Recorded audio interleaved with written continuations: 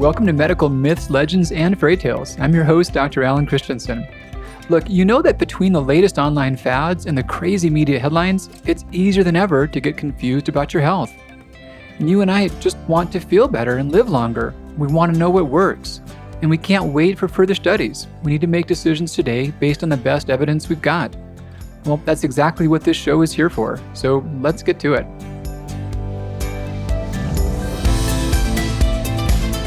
Hi there, this is Dr. Linda Kashaba from Integrative Health. Would you like some help with your thyroid? We would absolutely love to help you out. And guess what? We can even do remote care. Please call us today at 480-657-0003 to set up your first appointment. If you mention code podcast20, you will get 20% off from your first visit. That phone number again is 480-657-0003, and the code is podcast20. Can't wait to meet you. Hey, Dr. C here with you. So today's guest is Dr. Aviva Romm. She's a midwife, an herbalist, a Yale-trained medical doctor, board certified in family medicine with obstetrics, and she's been at this now for 3 decades, really connecting the whole thing of traditional integrated medicine with conventional medicine.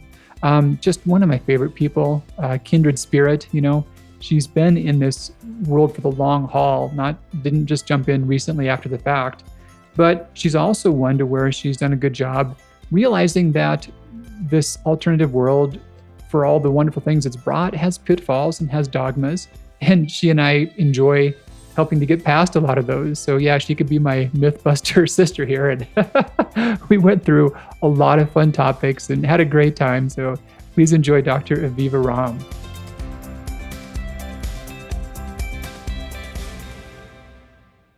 Hey, Dr. C here with you. And truth be told, I just wanted an excuse to hang out with my buddy Aviva. So here we are. Aw, Dr. C and Dr. A. I love it. How you doing, gal? I'm good. I'm really well. Life is good. Just loving my garden, loving being close to my plants. And, it's funny as healers and we can recommend herbs, and I think we end up recommending them in bottles and capsules and pills so often. It's so wonderful to just hang out with them in the real garden and the real nature. That always makes me happy. That's really cool. Mm-hmm. So we were talking backstage, I guess, or in the green room, however you want to say that, and before the recording started. With my plants, it's really the green room. That's cool. They're in the room there? Or? I have so many plants now. I have become like the plant midwife. I'm constantly propagating plant babies. It's hilarious. I'm like the cat lady, but I'm the plant lady. And watering's not too tough of a thing if you're ever traveling? Or? No, I have someone who can come over and do that for me, and I trust them to be hardy. That's cool. Yeah. Yeah, your next Phoenix trip, you got to come on over and help guide us through setting up a good garden. We got some space for it, and Kieran's been wanting to do that. I would love to. You guys need water, though. Water is a prerequisite, Well, we have hoses. Oh, good. Okay, good. We have access. So yeah, we could talk about so many myths, but some that you have perspective on that I think people wouldn't hear otherwise. We were talking about a whole lot of different things. So a lot of myths about what's going on down there. The theme was something like that. Yes. There are a lot of myths about what's going on down there. You know what? It's exciting that these myths are coming out, because you know what it means? It means that people are thinking about down there. Yes, women are thinking about it. They're talking about it. And, we've gone from my grandmother, she's passed away now. She'd be in her 90s. My entire life, she could never say the word period. She called it a who's-its or a what's-its. Are you on your who's-its? Did you get your what's-its? And she was so restrictive in her relationship to her body, and so uncomfortable with her body cycles. And I think it's wonderful that women are talking about it and exploring ideas. And some of these myths are really fun in that they also connect women back to this sense of traditional practices having value. And there's tremendous truth in it. Like I was joking about my plants, but, even though I'm a Yale-trained MD, I am an herbalist first, and I still go mostly to herbs as my first medicines, food as medicine and mind body, but herbs are a big part of what I use with my patients. And so, it's fun to watch some of these traditional ideas resurface. Unfortunately, sometimes, as I jokingly say with seed cycling, there's just a kernel of truth. Get it? Kernel of truth. And so, a lot of these practices aren't harmful, although some of them can be. They're not helpful a lot of times. There's always the power of placebo. There's the power of Yeah. believing in something. And when we believe in something, that can have an impact. But if what you're believing costs $60 a bottle, that might be an expensive belief to have. So what are some of the things that, women are thinking may be true or wanting to try? It's exciting to Well, talk about. The other thing it really says too, Alan, is just how many women are struggling with symptoms that they don't know what to do with, that the medical model really can't give a meaningful solution for, or women who have wow. gone from doctor to doctor. I mean, just a quick example is women with endometriosis in the United States and in the United Kingdom, so two major countries with big medical systems, and very different medical systems, one's National Health Service and one's very privatized, are both in a situation where women on average take or it takes for women between 7 and 9.5 years of often significant suffering, pain, struggling, fertility challenges, heavy duty menstrual pain, pain with sex, pain with bowel movements. This is really a big deal in women's lives. 7.5 to 9 years to get a diagnosis. And Wow. on top of that, a new study just came out in the United States looking at opioid use amongst women, and particularly what was startling. We think about the opioid epidemic and we don't necessarily think about your mom or your cousin or your aunt or your sister, knocking back the narcotics, right? It's not our sort of visual that we get. But in fact, 24% of all opioids that are prescribed by obstetricians and gynecologists go to women with endometriosis. A significant number of women are now being overprescribed opioids. And on top of it, about 10% of women taking opioids for gynecologic pain are also taking a benzo, and that Oh, increases wow. simultaneously taking a benzo. So, for those of you listening, like Klonopin, Valium, those are in the benzo family. Xanax. Xanax, Yeah. yeah, Ativan. exactly, all of those. And the combination of the two increases a woman's chance of a fatal overdose 10 times. So Wow. women aren't being told this by their doctors. So, women are falling through the cracks and they're looking for alternatives, which kind of creates what I call, the goop phenomenon.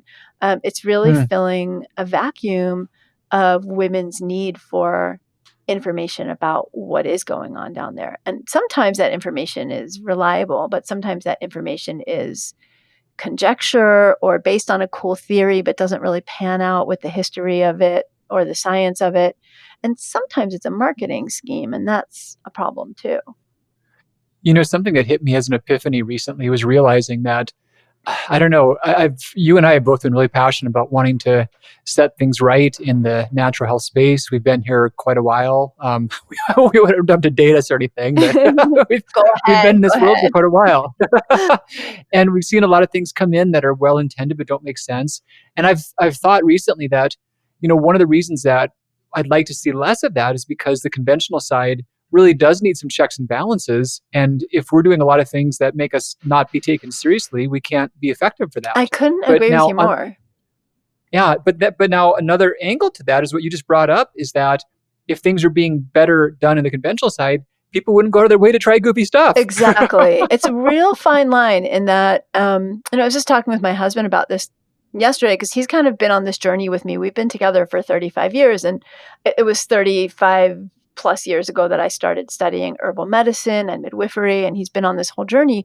So he's seen a lot with me, and we kind of laugh, even though it's not that funny, about coffee enemas because we've been around long enough to see things cycle back once or twice or three times, right? Right. So someone will Yep. talk about it in 1972, and then it becomes sort of, no pun intended, but the butt of jokes.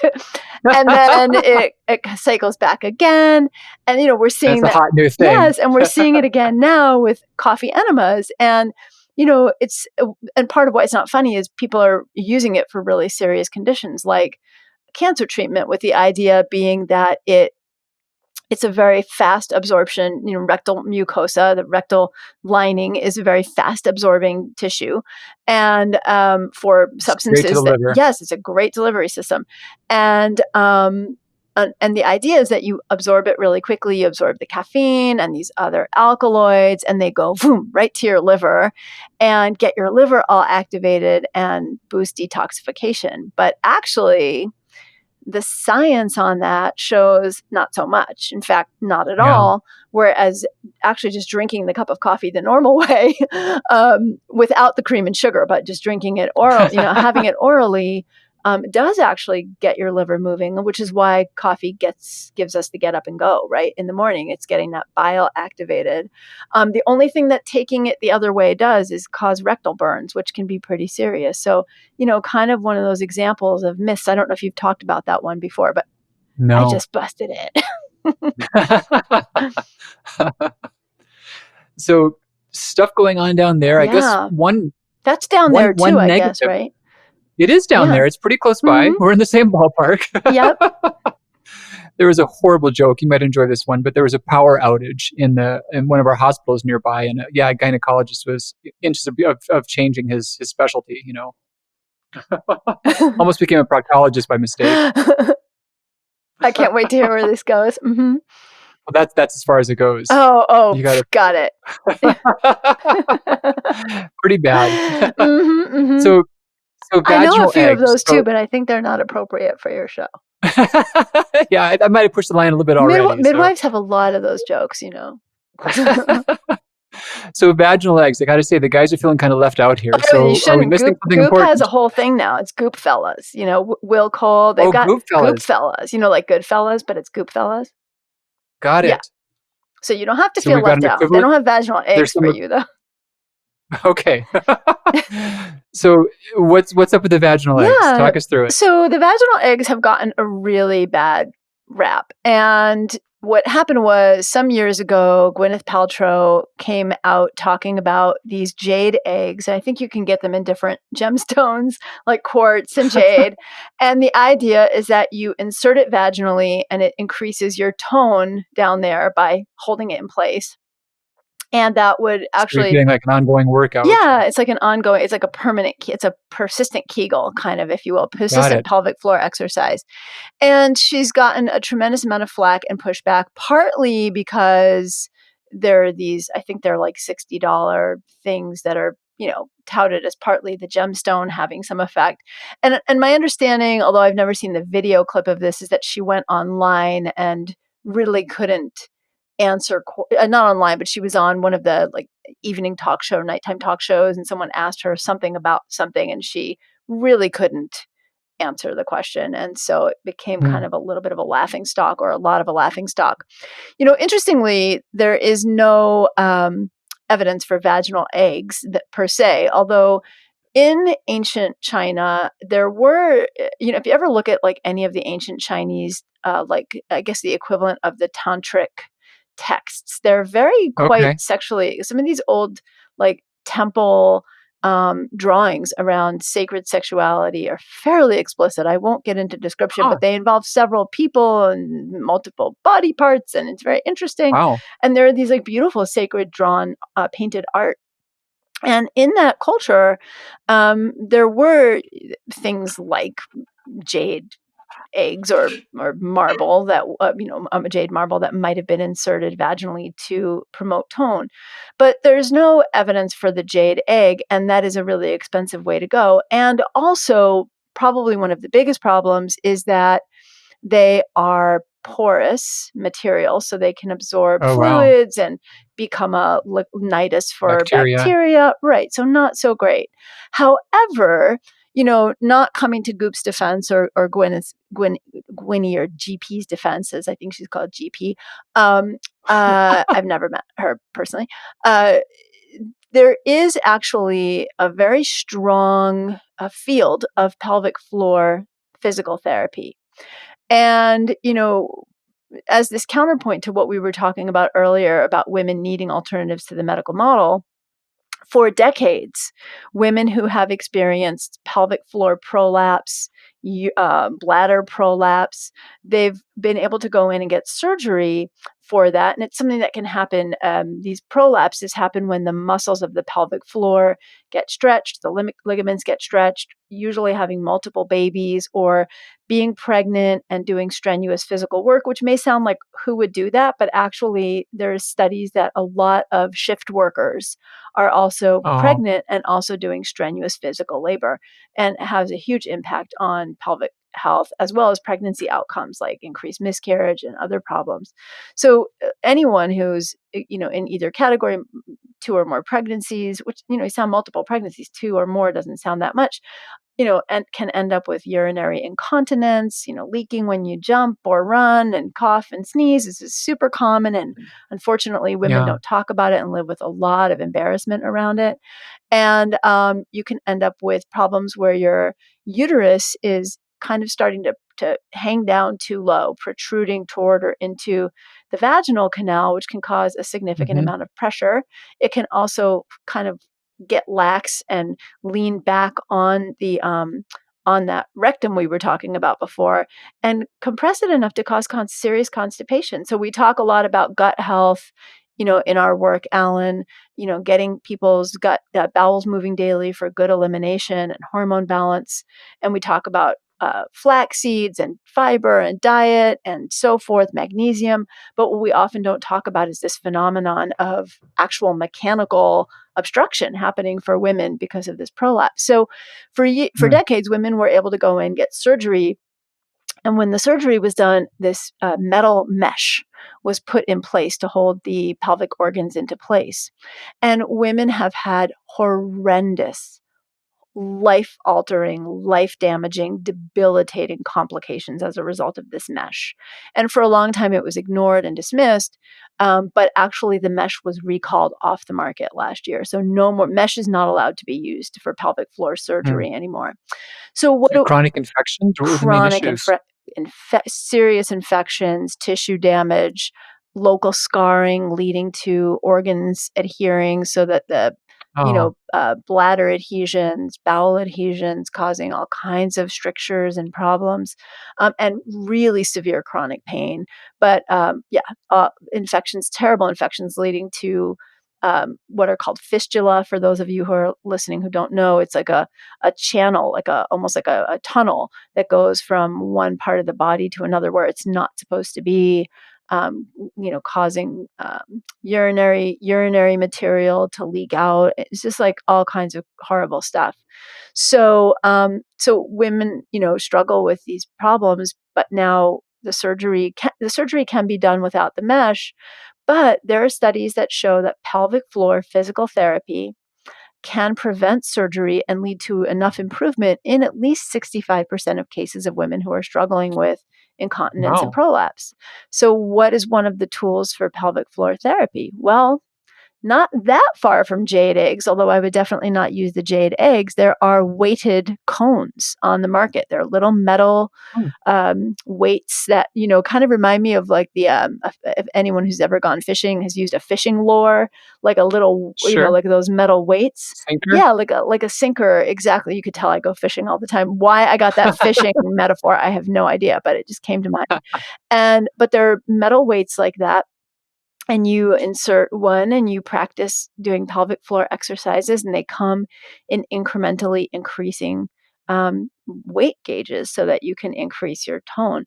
So, from myth to reality, that one's kind of an interesting one. And if women are interested in this, you can look up pelvic floor physical therapy online, but you can also look into these weighted cones online, but not the jade egg. So there's something behind that. Yeah. Mm-hmm.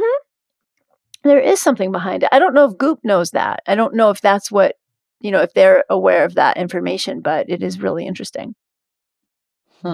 Yeah. So along that genre, you mentioned something else. So vaginal steaming. Yes.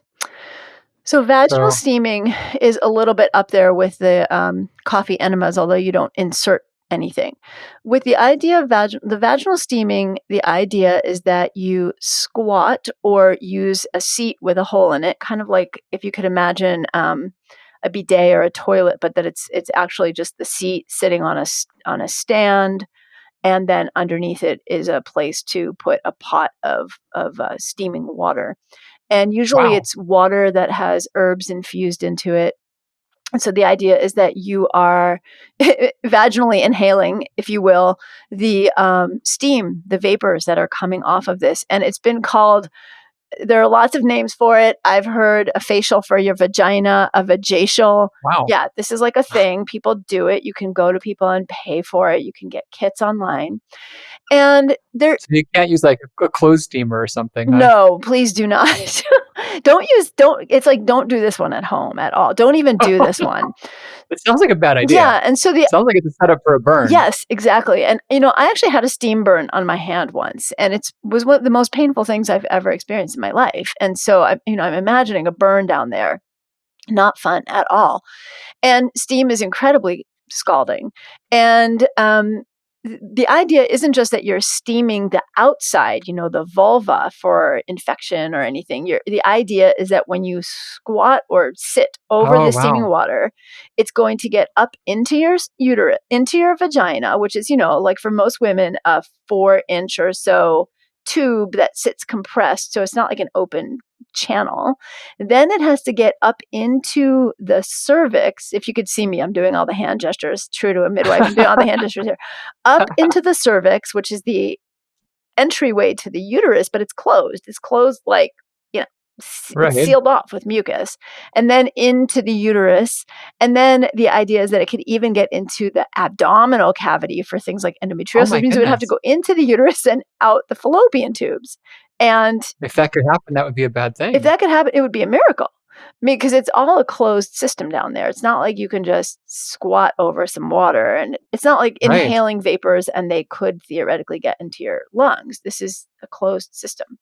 So it's really, there are some, traditional cultures that do have women squat over hot rocks that have steam coming out of them. So it's not that this is just entirely a made up thing.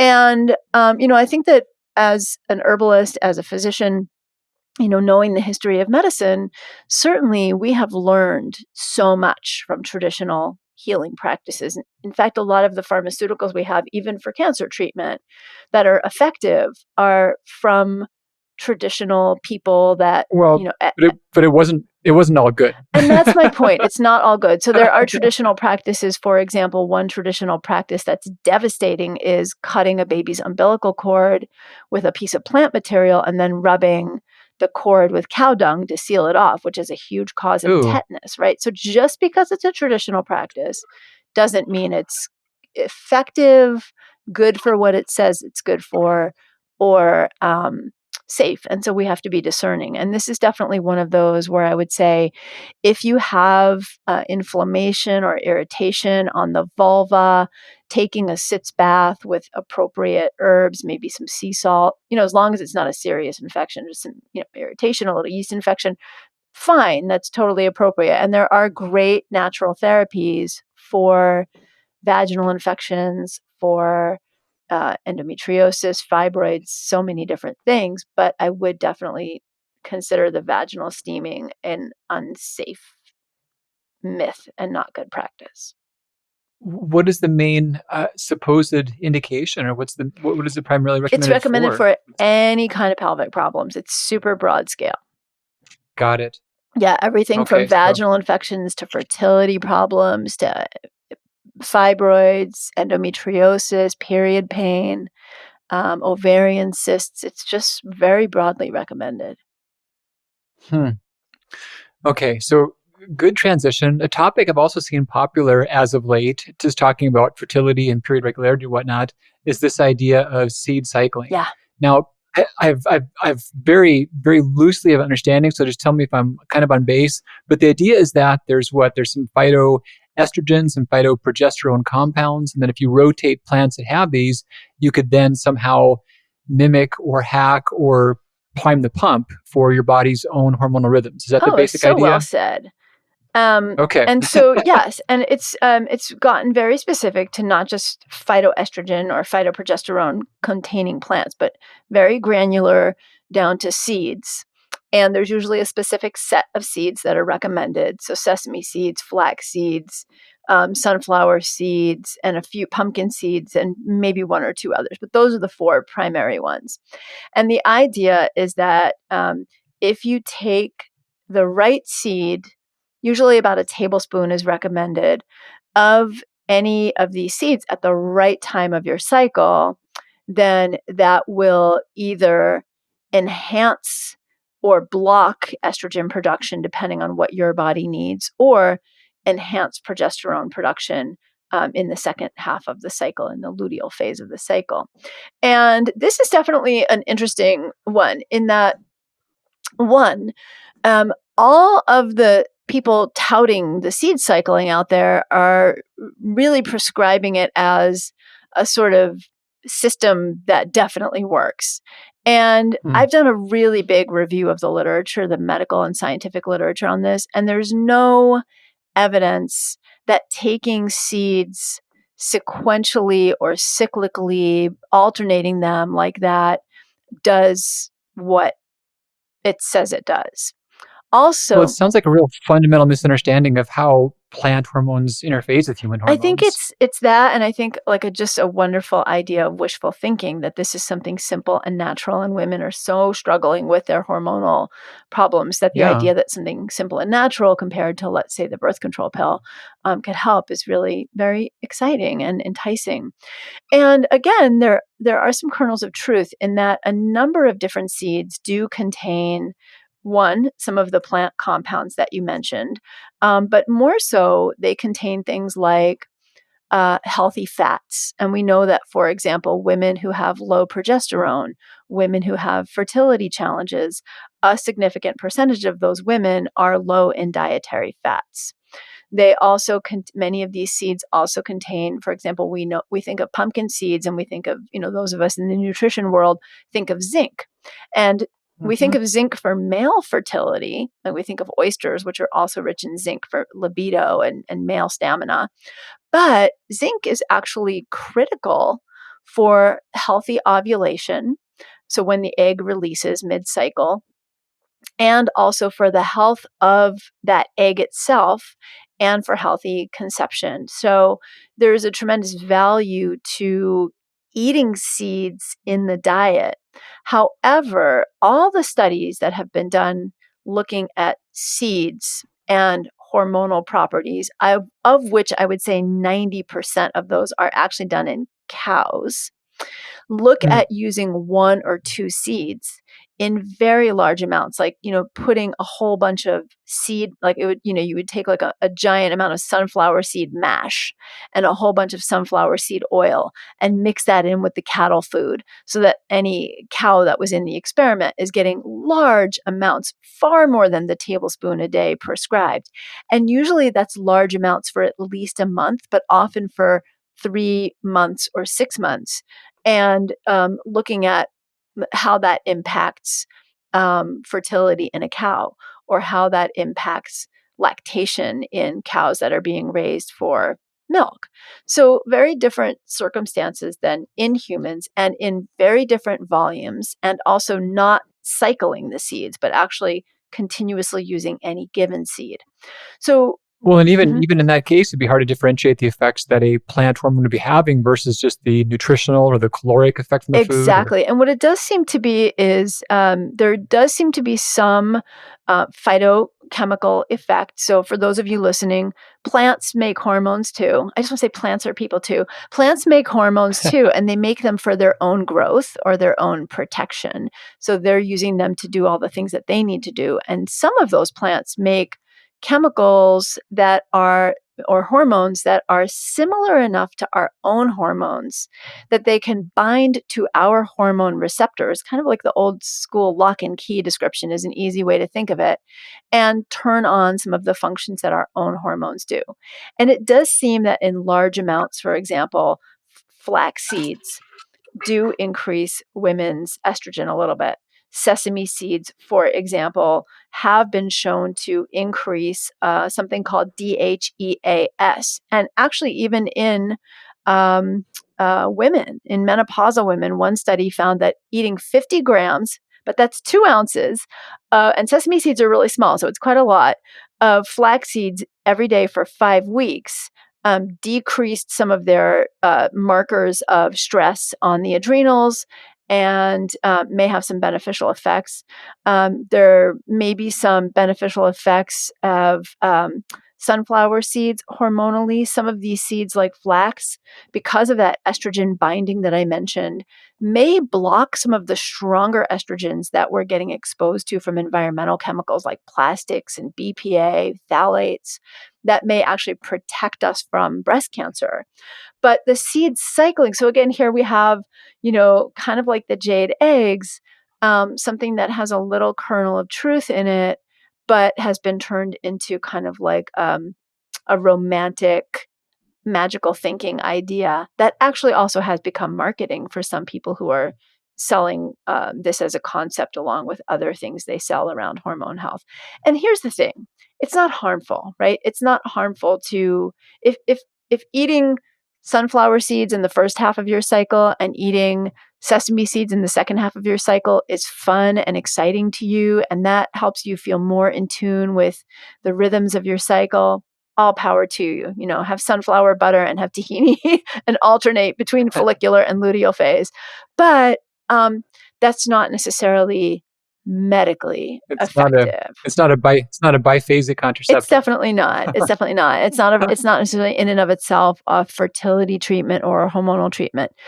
And again, that 1 tablespoon a day is probably not enough. You'd have to get several tablespoons. I usually recommend at least 2 tablespoons if you're getting some seeds every day to up to a 1/4 cup. So, put sesame seeds or tahini. I love tahini in your salad or in your, over your steamed vegetables. Have a handful of pumpkin seeds or toasted pumpkin seeds with a little lime and chili. To me is delicious. As a snack, as a healthful snack, have some raw sunflower seeds. All of these are wonderful, but don't just rely on them alone, and don't rely on the seed cycling as a treatment. Kieran, you and Tracy have been together a long time too. I was trying to figure out, very tangible things that I can, I don't know, earn my brownie points, or, just like show my appreciation or whatever. And so she really loves seeded bread. Oh, yeah. So funny, just before the call, I was coming back from swim lesson, and I stopped to pick up some more seeds. I've been baking her bread. So I do pumpkin, chia, sesame, flax, and sunflower, and just like loads of those in some homemade bread. So I got a loaf sitting right now that I'll bake in a couple more hours. So yeah, so we're not cycling, but seeds are awesome. Dude, foods. That's pretty big brownie points there. Yeah. Do what I can. Good stuff. We'll be right back after a word from Integrative Health. We hope you are enjoying this episode of Medical Myths, Legends, and Fairy Tales. This is Dr. Turner at Integrative Healthcare. So often we hear from our new patients that their primary care physician has told them that their thyroid and hormone levels are fine, and they should not worry. Yet the patients still have symptoms of severe fatigue, thinning hair, and weight issues. Unfortunately, this is too common with thyroid care. The good news is we can help, and there is hope. The doctors at Integrative Health, including myself, specialize in naturally treating thyroid, hormone, and adrenal issues. We would love to get you started on the path to ideal health. From the comfort of your own home, you can get treatment with one of the doctors at Integrative Health via telemedicine. Go to integrativehealthcare.com to become a new patient today. Use code PODCAST20 for 20% off your new patient visit. Again, that is integrativehealthcare.com, and use code PODCAST20. Get back on the road to thriving. And now, back for more medical myths, legends, and fairy tales. So the other thought, too, is quickly along those lines. And there's like a couple of different mechanisms, right? So there's the effects these things can have on the receptors, and also the effects they can have just on the gut and the resorption and the whole enterohepatic recirculation. And I would wonder if any way in which the plant hormones would be, I don't know, acting directly on receptors or affecting output, if that might not decrease after the course of a couple of cycles when the body starts to recalibrate or readjust. Whereas I might wonder if some of the gastrointestinal effects might be more persistent. What are your So thoughts that interesting. way? I think that overall, when we tend to think about the human body, and particularly when we start to get into the wellness world and we start to explore self-care, there's a tendency for information to be highly simplified, to make it digestible and usable. Just to give you an example, I have this article on the effects of estrogen and inflammation that I printed out about 5 years ago. Like I said, I will just reiterate, I have been a midwife for 35 years and I am a Yale trained MD with a specialty in women's health. I have read this article 8 times, Alan, and I still can't understand it. And I'm a pretty smart cookie.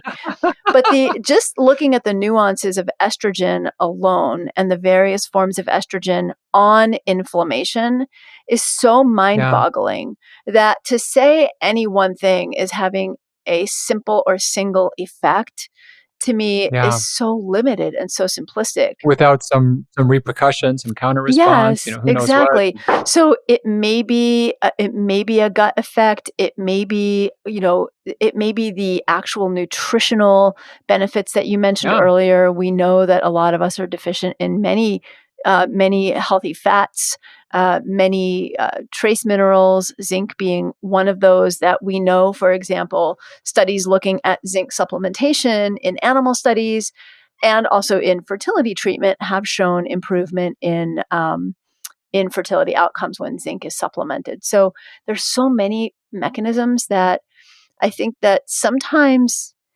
for me, I end up going back to the very simple in the sense that I know it sounds so facile, but eat a really healthy, balanced diet, be practical, get some exercise, get some good sleep. Those are all things that we can explain well. The rest of it is more like experimental and interesting. And if it's safe, I say go for it. But when we start to put explanations to it, then I think we can lose the plot because the explanations are usually way more complicated than we know. Well, and then the explanations themselves often start engendering new theories, which get really removed from, clinical findings. And zinc is a tricky one. I wish we had better tools for nutrient testing. I'm not really happy with any of the tools that are available. And as crude as serum testing is for zinc, and as much as it misses, I saw a lot of folks over the years that were just blatantly low in their serum levels. It was a really common problem. So I've seen that as one thing that shows up quite a bit. Yeah, and selenium is another one that's really interesting because I just did a quick research review on this for something, and there are really no good ways to test for selenium. You can look at glutathione peroxidase as an enzyme that would be a marker for it because we have to have selenium to produce it. But that's hard to measure. It's hard to measure. And so looking at the NHANES study, which is this, I think, semi-annual or every few years, the CDC does this big national study. Yeah. And one of the big things they look at is nutrition in the U.S. And they consistently find, that Americans are eating a fraction of the fruits and vegetables we need, and we're deficient in a lot of nutrients. But one of the ones that they consistently show that we're not deficient in is selenium.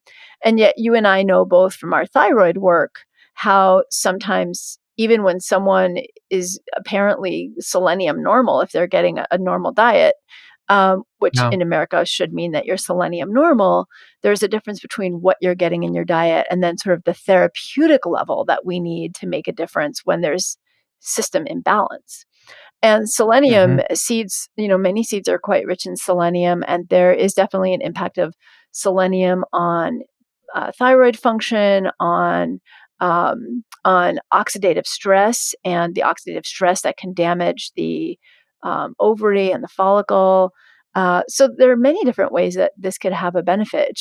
It's all conjecture with a little bit of data. And then a lot of, I find what happens in the wellness world too, and this is something that I find quite a lot. I'll find an article that somebody wrote, sometimes a colleague of mine that I like very much and want to trust their work. And I'll say, oh, that's really interesting. And then I'll go and I'll look at the references at the end of the article, and I'll go to the references, and the references sometimes say the exact opposite of the conclusion. It's almost Yeah. like people Doesn't are, that make it yeah, nuts? they're like reviewing the literature and going, or maybe an assistant is reviewing the literature and saying, oh, that looks like a title that's related to what I'm talking about. This has both of the words that we're talking about in this study. Yes, exactly. And so that's one of the phenomena. Like there was one major article on seed cycling, and the person who had written it wrote the exact opposite of what was happening with DHEA and sex hormone binding globulin, two really important hormones that we make, or a hormone carrier like hormone binding globulin, which have a huge impact on things like PCOS. And they actually reversed the data. And I had to read the article, the research article twice, and then ask someone else I know. I said, am I misreading this? Do I keep? Is this me? Yeah, is it me or is it? Yeah.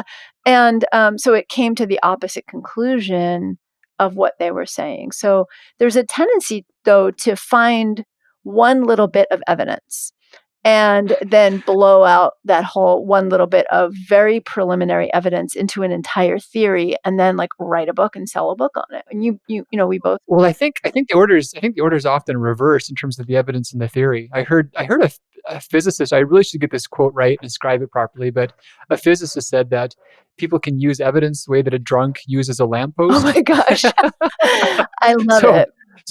so a sober person uses a lamppost for illumination, right? I love that. And a drunk might use a lamppost for support. Oh, I need that quote. That's so good.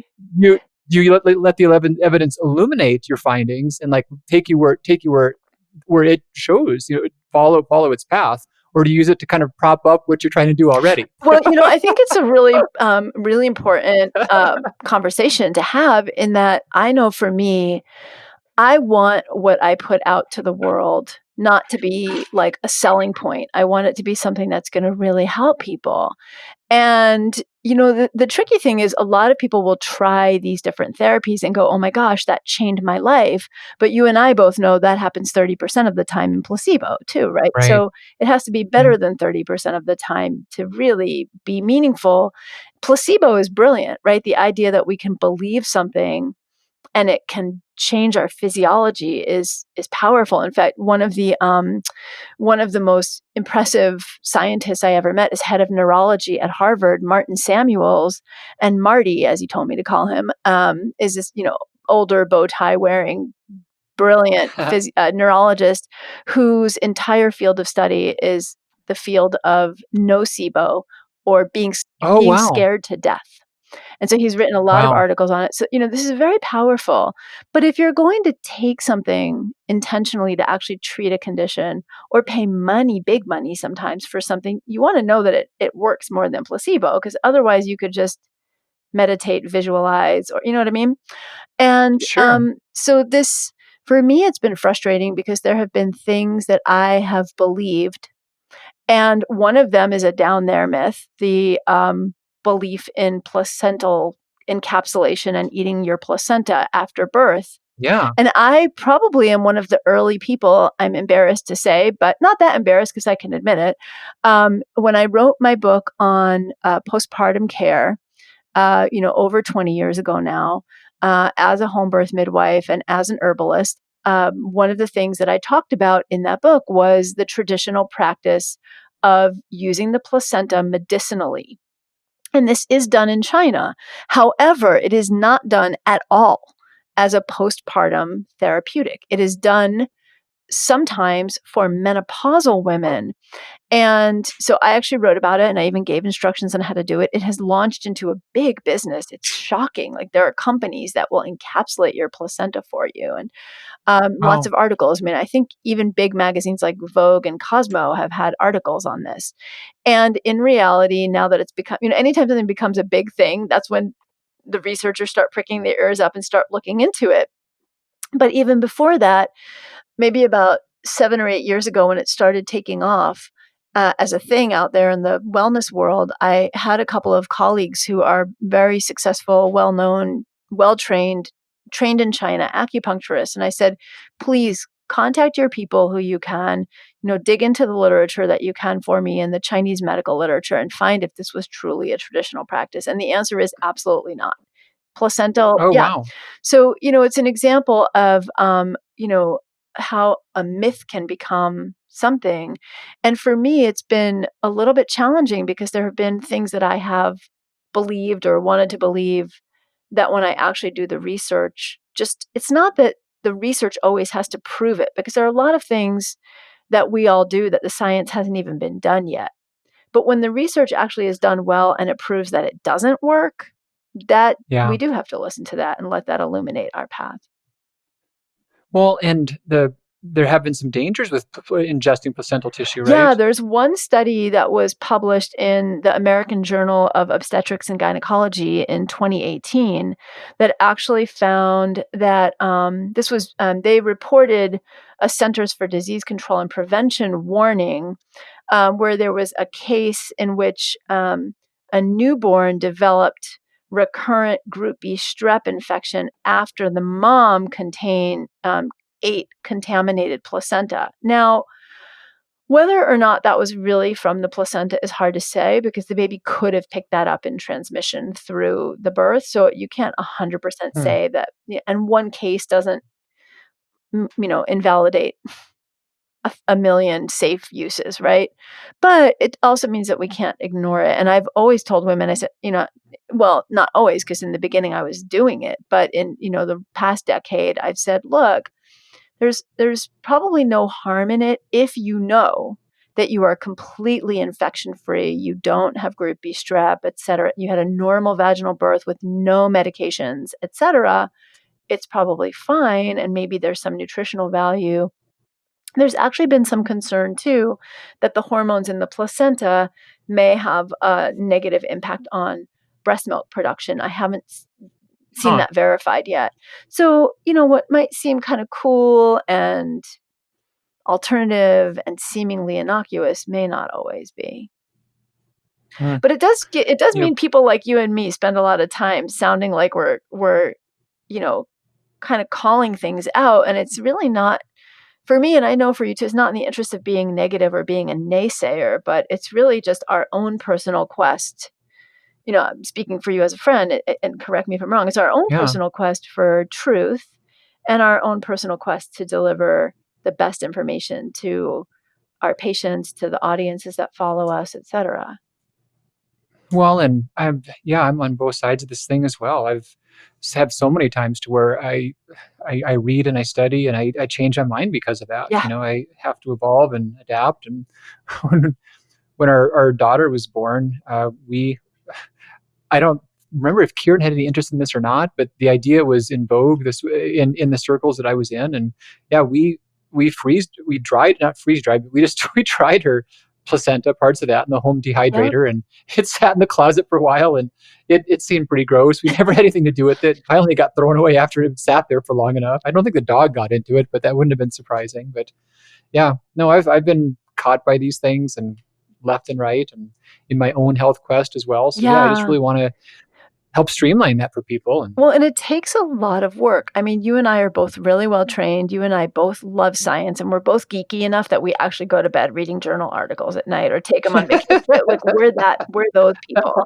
And yet I find for me, and I know that you're way smarter about the literature than I am, but I know for me, every single one of these new things that come along, or even things that seem tried and true, can take days of research to really get to the bottom of what is and what isn't actually factual or true.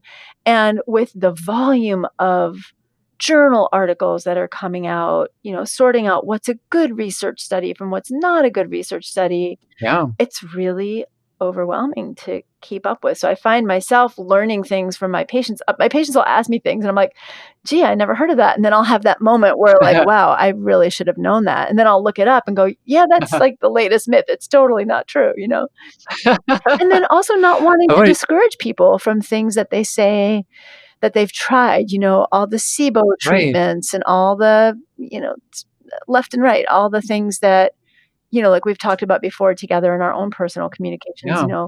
SIBO is a real thing, but to an extent, or yeah, like we've talked about with adrenal issues versus adrenal fatigue, hmm there's a lot to sort out. Just one quick thing as an example of that. We've both written adrenal books, and so the adrenal reset diet, I wanted to make a real simple system in which certain steps they would take would cut out a lot of processed foods in general. And there was a book called Excitotoxin, The Taste That Kills. I can remember the author's name, I won't mention it, but it basically argued that MSG and all of its derivatives were causing these neurologic hormonal negative hmm effects. And I had read the book and I found the idea plausible enough. And so I had used MSG containing foods as a placeholder for a way to just a negative thing for your adrenal health. This will cut out a lot of processed foods and simplify that, get people on less processed food diet. And I'd pretty much written a chapter around that. And I completely made this mistake back then of being the drunk to use evidence for support rather than illumination. hmm So this chapter was done, and the whole book was based on a system a system of, I forgot what the alliteration was. Oh yeah, processed foods, pollutants. There was this P system, and this was one of a pillar behind all that.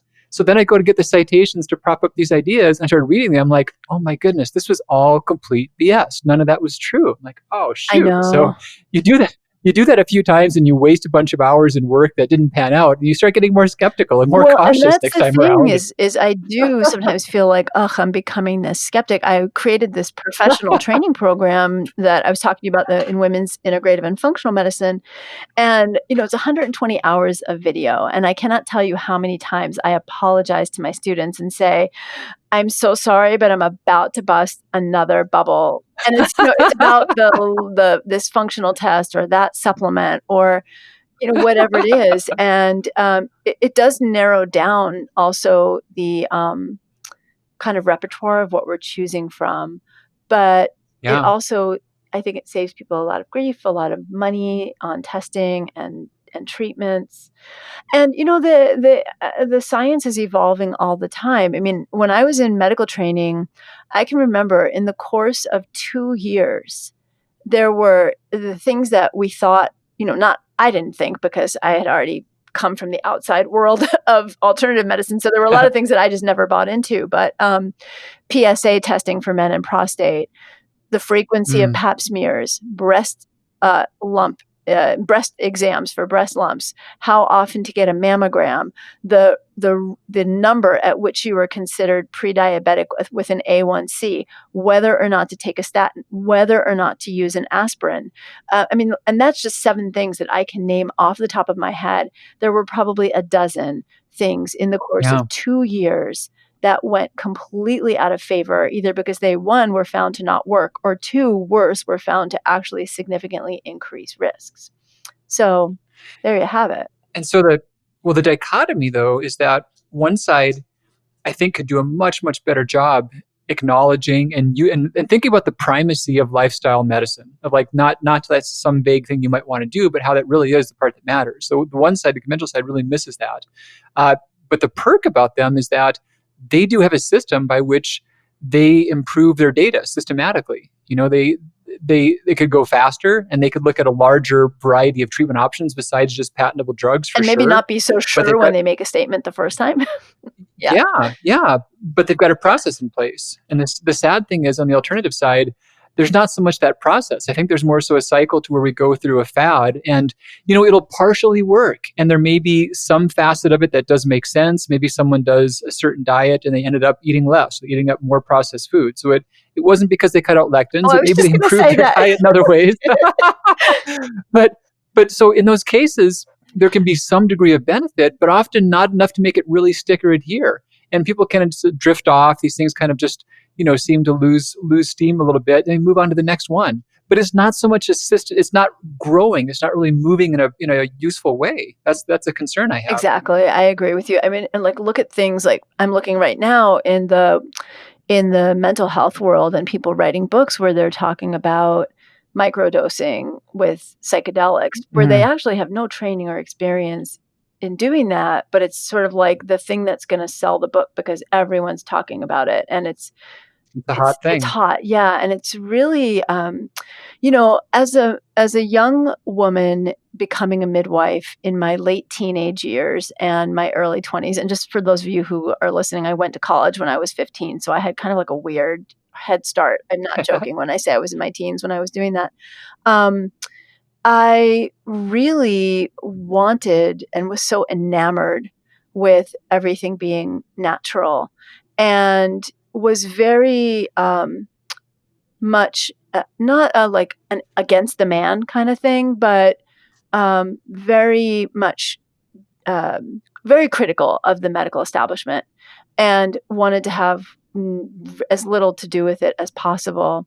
And over the years, I think that, seeing both sides of things, I really have come to this place of, which is sort of maybe sounds obvious, but in the wellness world, I don't always think is obvious, which is that there's a time and place for all of it. And it's really having as much, it's accurate information, but honest conversations about what we really do and we really don't know, what we really do know and what we really don't know. And I think that on the Western medical side of things, everything is presented as such a certainty. This idea of doctor as God Yeah. might not be explicit anymore, but it's still built into the system. We're so sure of it, and everyone should take a statin for cholesterol. Oops, we had the wrong cholesterol numbers, and oops, those drugs can actually cause diabetes, or Yeah.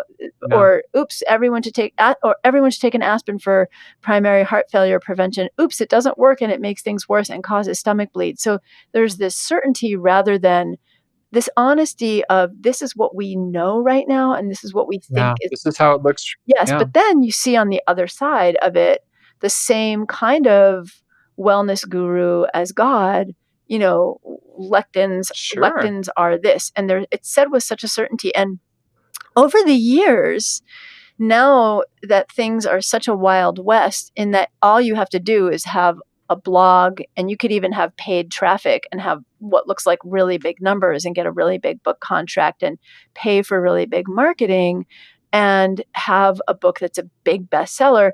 And what that does to the public's mind is it makes it seem true, as opposed to you and I Yeah. knowing the back end and what it takes to put your book out like that, right?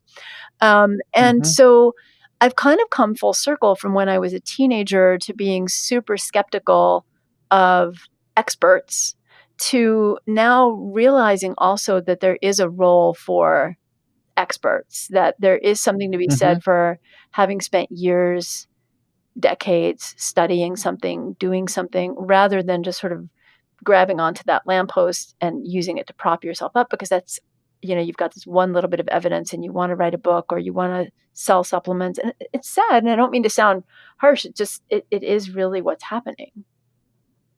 Well, and the evolution is that it's easier than ever to get information, but it's harder than ever to get perspective. Ugh, yes. Unless you've been in an area, and I think that also we can see you can be justified in getting narrower in niches. You can get more focused because there's so much data.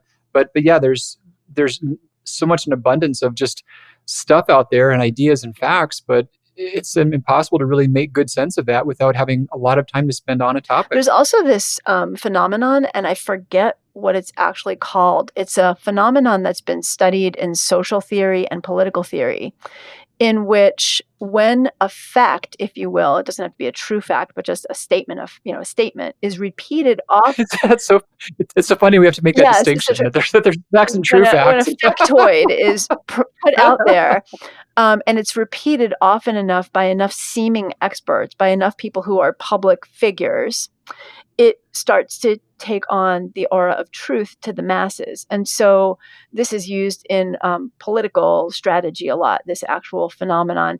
And in my mind, I'm just calling it amplification effect. That's not the name of the Sure. phenomenon. But we also see that, like, one person will come up with an idea. It's very catchy. It's very sexy. It's very logical. It sounds really great. Seed cycling. And then the next person says, oh, wow, that person's getting a lot of traffic on their blogs, and that sounds really good. So I'm going to write a blog about it. And then all of a sudden you've got Yeah. 30, 40, 50, 80 people writing blogs on it, some of them citing that initial person, which makes that initial person truly look like the guru of it all. And then the others, some of them may not even cite it. So it looks like everyone's done their research.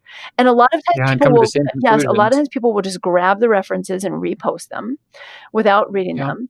And so what is a myth or an idea suddenly becomes, well, everyone's saying it and all these people are experts, so it must be true. And that's really challenging. We see Yeah. that. We see that with gluten-free, with cholesterol, with lectins, with paleo, and Yeah. so many things that may all be beneficial for someone for some reason, but aren't necessarily based in actual good science.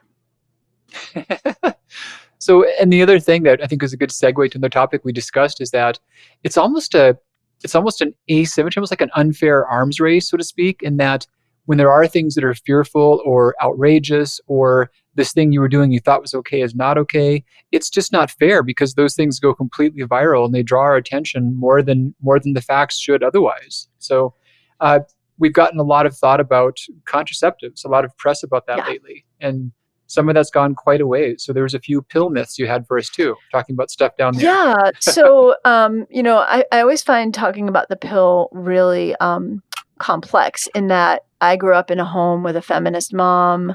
I know how hard women had to fight to get contraceptives. I mean, 100 years ago, you could Wow. go to jail just for distributing leaflets about contraceptives, and people did, right? In the Wow. 1920s, people like Emma Goldman went to prison for just distributing information. It was I illegal. had no It idea. was illegal to distribute information through the U.S. mail, not contraception, but just information about contraception, and women's ability to control their reproduction affects their ability to be well, but also their ability to work. And the advent of the birth control pill, for example, increased women's place in the workforce by I think it was like 65%. It was actually really substantial, and Huh. and yet, kind of along the lines of what I was saying earlier, not having full disclosure from the medical community about the actual risks and implications of the therapies that we're using, that honest discussion where you say to someone, okay, first of all, the pill does have some side effects. And so we need to see if estrogen is safe for you or whether you really just need progesterone only, let's say progestin only. And let's talk about the risk factors and let's talk about what you need to look out for as a woman taking this, because there are some definite physical risks. Just to give you an example, one of the medical myths has been um, just because the birth control pill temporarily alters blood sugar and increases it a little bit doesn't mean that there's any risk for diabetes. And the medical establishment's been saying this for years. There's no risk of diabetes. But now a major study just came out saying that even being on the pill for 6 months of your life continuously at any one time significantly increases your risk of developing diabetes later. So there are Huh. myths on both sides. As women are, kind of coming full circle back to what we talked about at the very beginning, women reclaiming their power and interest around our down there stuff and our reproductive health, there's been a lot of pushback against conventional therapies. And the biggest one is the pill, to the point that people are calling the pill the biggest tool that patriarchy uses to control women. And I would heartily Oh, disagree with wow. that, actually. So, what are the Given that history you mentioned, that's completely yeah, I bizarre. don't I How don't that's agree. that's Although, changed. I mean, there are so many nuances. We could have just like a political sociological 2 hours to talk about the pill and all of what that really means and unpacking that. But, there have been some big assertions made about the pill. Probably the biggest and most disturbing one, particularly for women who feel like they do need to be on the pill, or for women who want to be on the pill, or for women who are benefiting from the pill. Like it is actually one of the really good treatments for cystic acne, which can cause severe depression and social anxiety and missed work days and, missed school and kind of altered careers and all kinds of big implications. Um, but the biggest concerning myth I've heard is one that came out recently, that someone said taking the pill, even even if you're not pregnant when you take it, but taking the pill and then even later becoming pregnant, not on the pill, increases your risk of having a baby with birth defects. And I think that's a huge and terrifying statement to just sort of glibly make. So Because people have been told that if they take a contraceptive just whenever, that longer term they have a risk of having a birth defect yes, or pregnancy years down exactly, the road. exactly. In fact, Okay. this was so disturbing to a magazine editor that she recently interviewed me just to discuss this issue. And Hmm. so what it turns out is if you go into the medical literature and you look up, every permutation you can find, oral contraceptive, birth control pill, et cetera, and then you look up birth defects, congenital malformation, so forth and so on. The only thing that I found is a limited amount of data suggesting that the pill having taken the pill may cause a long-term risk of prostate cancer in males. And what I find challenging. Male offspring where the mom had taken a contraceptive at some point in Correct, the and then past. later in life, that male offspring has a higher risk than women who never took the pill. That's got to be a tough thing to make sense of, given those time frames Given involved. the timeframes, but also given the fact that most men, if they live long enough, most men will die with some element of prostate Sure, cancer that sure, never would have affected them or their health or their yeah. life. It's just, I guess, some function of how prostate cells Just generate over. for some listeners, there's a distinction between dying with prostate cancer and dying from prostate cancer. And the data is pretty strong that if a man does make his seventh, eighth, ninth decade, and he happened to have an autopsy after he died for whatever reason, there's probably some prostate cancer cells there that had nothing to do with his demise. So yeah, Exactly. It's like living long enough, some percentage of people are going to have Alzheimer's no matter what, right? Like if you're 90, there's a good chance that you have some amount of Alzheimer's. It's just these things that happen over life and organ and cellular function degradation, at least as far as what we know about longevity now. It's seems to yeah. be something that happens.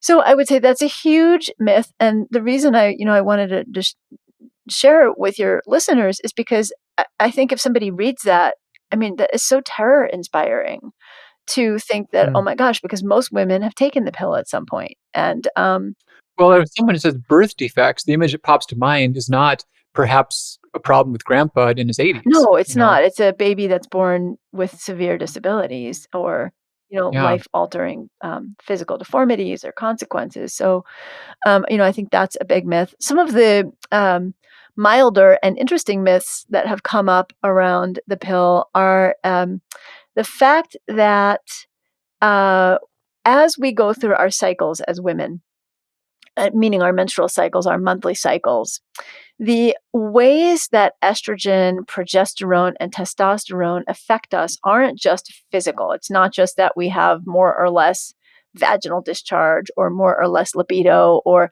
more or less of a craving for chocolate. Although craving for chocolate is getting a little closer to what I'm going to talk about. It actually alters our likes and our dislikes. So we know, for example, from the work that's been done by a woman named Marti Hazelton. She is a sociologist or sociobiologist at, I want to say, UCLA or UCSF, UCLA, I think.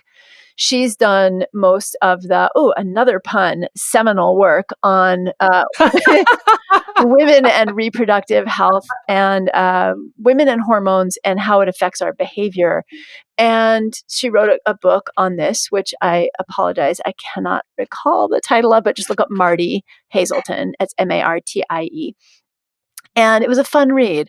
And she talks about how during our ovulatory time, so when we're releasing that egg and we're fertile, women tend to eat less and want to move around more, be physically more active. We also tend to want to socialize more.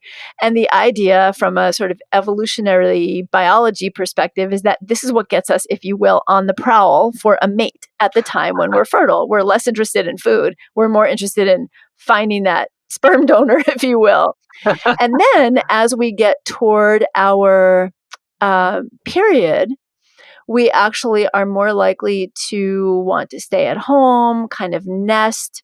And Hmm. interestingly, around our ovulatory time, we tend to want to be out and away from our family of origin. And around our menstrual time, we're more likely to want to be at home. And there are all kinds of theories about this. Like, from what I said about being out on the prowl to uh, male household members like brothers and fathers, our natural desire to be away from them at the time when we're fertile versus we're safer because we're not targets for their attention as much when we're not. It's very complicated. Genetically. Yes, exactly. And there are a lot of issues that start to come up around reproduction and genetics and the idea that biologically we're looking for people who are more genetically dissimilar to us when we are fertile, and we're more comfortable being around people who are genetically similar to us, because the idea is that when you mate, if you mate with someone who's less genetically similar, you're less likely to kind of have some recessive issues. exactly Yeah. exactly like diseases like Tay-Sachs or others that are or thalassemia that are more likely to happen if you mate with someone who has a similar genetic profile. And so what has happened is that in this research, it has been shown that taking oral contraception or using contraception, using birth control, hormonal birth control is what I'm trying to say, hormonal contraception, blunts or alters those physiologic responses, because it basically keeps you at a static level of a certain set of hormones all month long. So you're not getting the estrogen dips and peaks. You're not getting the progesterone rise and drop. You're not getting the testosterone rise and drop, etc. And so if you're on this sort of steady state of hormones, there have been some theories that have come up, like, for example, you're less likely to find a differential mate and more likely to fall in love with someone who's more similar to your family member, because that urge to differentiate is blunted. And so it's come down to all kinds of things, like not only and less so the issues around the genetic compatibility, but more so issues of if you fall in, these are some of the articles you can find online. If you fall in love with someone while you're on the contraceptive, you may actually fall out of love with them when you come off the pill. So if you're having fertility problems because you're less attracted, it may be because you're less attracted to them once you've come off the pill because you've decided to get pregnant. So it's actually freaking people out. Like, there may be a small subset of people who are reading this literature, but I've gotten emails from people saying, I'm afraid to go off the pill because I'm afraid I'm not going to like my husband anymore. Wow. And the people who are doing the actual scientific research behind this are saying, whoa, put the brakes on. This is like a big leap from this theory to actually what you're saying, and that in fact there may even be benefits, because there's some research that says when women are fertile, we're more likely, and this is all like heteronormative research, so like male female, we're more likely to be attracted to the bad boy persona. I've heard that. Right. The risk person, who also is typically more stereotypically symmetrically beautiful. Whereas when we're not in that state, when we're not fertile, we're more likely to fall in love with the best friend type, which to me also just paints horrible stereotypes of men, right? You're either the bad boy, good looking guy, or you're the nice guy next door who nobody really wants to have sex with, but I'll settle with you because you'll be a reliable mate, right? Right. But actually, when the studies are looking at this stuff, it's not panning out. These big generalizations are just not panning out. And it starts to get down to a little bit of biological reductionism. So yeah, there's so much going on out there that's mythological. The fact that women sync our cycles with the moon, interestingly, I always thought that was true. I'm sure I wrote about that early on in my, hippie herbal books that I wrote. When I did the research for my textbook that I published that was published in 2010, and I actually dug into it. This is all based on women's experience. And one study that was done in 1971 that showed what's called the dormitory effect, that women living together are more likely to have their periods at the same time. But this is actually based on statistical likelihood or statistical probability, not the fact that living together links up your hormones. So if women cycle on average 28 days and then have their period for 5 days, but some women have their periods only every 35 days, and some women have their periods every 24 days, and some bleed for 7 days, and some bleed for 3 days. If enough women live together, or any women, even if two women live together for long enough, there are going to be statistically at least a couple of cycles every year, mathematically, where you They where sync you up. sync up, and it's like, oh my God, Okay. like this really happens. And the thing is that if it makes us feel good about our periods, heck, I think that's great. It's just, and it's fun, it's fun to think about knowing that other women are going through the same thing at the same time, but it is yet another myth. That's the one that that's the Okay. one I like busting the least though, because it's my favorite one. Well, in the moon, I imagine there's a lot of things that have been ascribed to the full moon, like babies being born or ER accidents. And I've heard this described as a pairing phenomena. Yes. The moon is more or less full a couple nights a month. And if a weird thing happens, like, oh, wow, it's a full moon, you remember that, you anchor it. Like, wow, this thing happened and there was this connection. But then all the other times, like say it's a tenth of the month in which the moon is roughly full, and all the other days in which it's obviously not full, when a weird thing happens and there's not a full moon, there's no pairing. There's no light bulb that goes It's off. like looking at the clock and it's 3:33 and you're like, Right. which I totally do actually. But 12:21. yeah, it is. I love that. I love that term pairing phenomenon. I've not heard that before, but it's exactly what it is.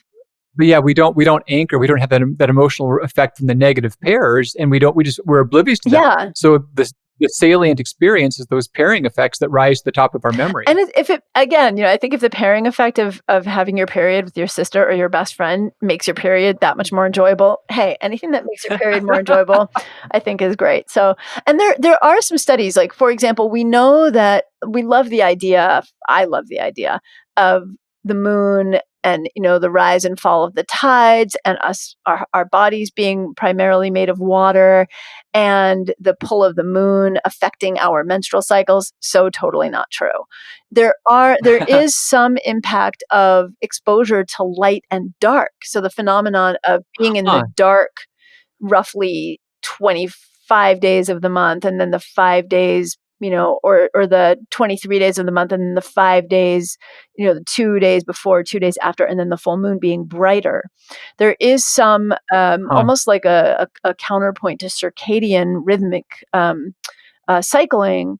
There is some ability to resync cycles based on that light and dark phenomenon, but it's not the moon's gravitational pull on our bodies per se. Huh. And just thinking about that, so you would need to be outdoors, and it would need to be cloudless. If you weren't outdoors, or if it weren't cloudless, that wouldn't be a factor. Right, or in my bedroom, because we live way out in the country on a dirt road on 7 acres and have no curtains and lots of windows. And so when it's dark out, it's dark. But when it's full moon, it's just like, oh my gosh, somebody turn off the lights out there. So you can mimic it, and there have been some little experiments mimicking it. And here's a great example, Alan. Some experiments mimicking this lunar darkness and then lunar light. So the dark phases of the moon and the light, and actually altering mouse estrus and fertility and so forth based on light and dark. But someone at some point in the 1970s made up this idea called lunaception, like conception or altering your fertility by the moon. So, there may be something to it, and then it also may be inflated how much we can influence. The effect size. Mm-hmm. But again, I mean, if you're struggling with your fertility and you're at that kind of tipping point where you're facing the possibility of expensive and medical exposures with fertility treatments, egg retrieval, and so forth, which are big interventions, and you want to spend 3 months trying to sync your cycles to the moon to get your ovulation going, it's probably better than just going out and howling at the moon. It may actually have some benefit, and why not try it if it may help? And eat lots of seeds. Don't steam your vagina. Cut back on the coffee if you're trying to get pregnant, but you don't have to quit it altogether because a little bit hasn't been shown yet. We're talking now about oral coffee. Oral coffee, yes. That should be my next thing. Like, watch me, Alan. I'm going to be too famous to ever be on your show again because I'm going to do vaginal latte steaming. Wow. Mm-hmm. The next best thing. You could throw some butter in there. Mm-hmm. Yep. This has been a super big treat. Vaginal steam. I might get snarky. We better. I'll call Dave. He'll hook you Okay, up. cool. We'll biohack that one. So this has been a blast. This has been super informative.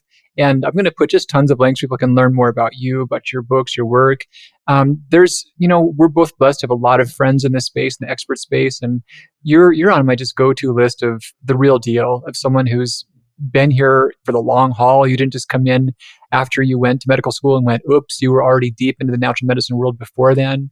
And you get the science, you appreciate traditional medicine and lifestyle, open mind, your brains don't fall out. Just, yeah, you're the package. Thank you so much, Alan. I feel the same way about you. When I have a question, you're who I write. I'm like, really? Is this real? Is it true? Have you? Because I'll know you've read up on it more than I have, and then I can lean on you. You're my lamppost. Thank you so much for doing this show and having me on it and being a great friend and colleague. That's awesome. And look forward to talking to you sometime soon too. We discuss that. All right, everyone. Thanks for tuning in. Hope you got some good value out of this. And we'll see you again real soon on the next episode of Medical Myths, Legends, and Fairy Tales. Hey, Dr. Christensen here. Thanks so much for joining me for another episode. Is there a topic you'd like me to cover? I'd love to hear from you. Just go to Dr. Alan Christensen on Facebook or Instagram, write your question, and use the hashtag Medical Myths. Did you find this show helpful? If so, please take a minute and leave us a rating on iTunes so that others can know. Thanks much. I'll be back with you real soon. Bye-bye.